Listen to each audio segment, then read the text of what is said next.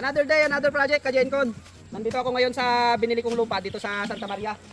Ililinis lang namin, Kajenkon, at maglalagay kami dito, Kajenkon, ng ano, ng aming tambayan.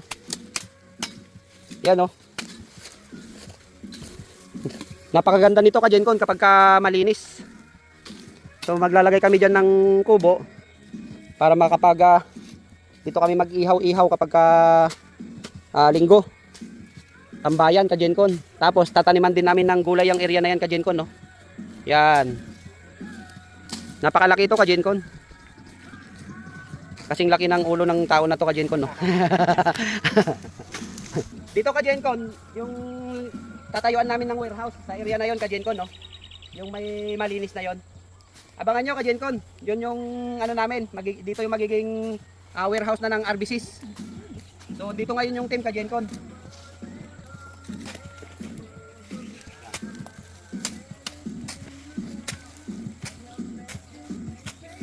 Hanggang doon yan, Kajenkon, linisan namin, paikot.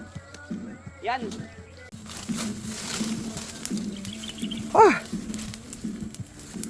Hindi.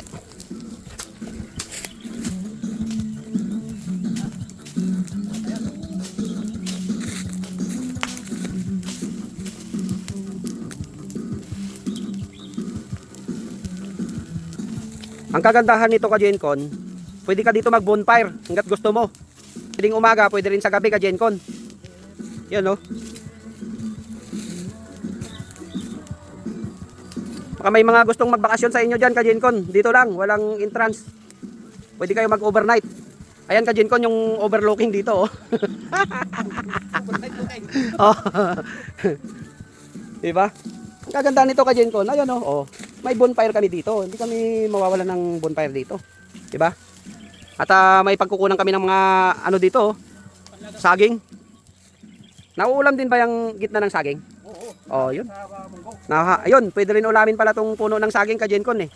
Kaya ngayon pa lang may mga uulamin na kami. Ilonggo yan, sanay yan. Oh, mga ilonggo? Oo. Ay, mga ilonggo. Mga ilonggo dira oh. Ari oh, kadamo nga saging dire, pwede ka mo dire. Ginahambal ni Manong Andong, ginakaon nyo daw ang ano, ang puno sang saging. Puno talaga. Oo, ginambal niya, manamit daw. Makaon man kami. Para matirawan man namon ah. Arsi oh. Oh, Arsi, Kajenkon. Kajenkon. Oh, yan oh. Oh, Andong, Kajenkon. Kajenkon.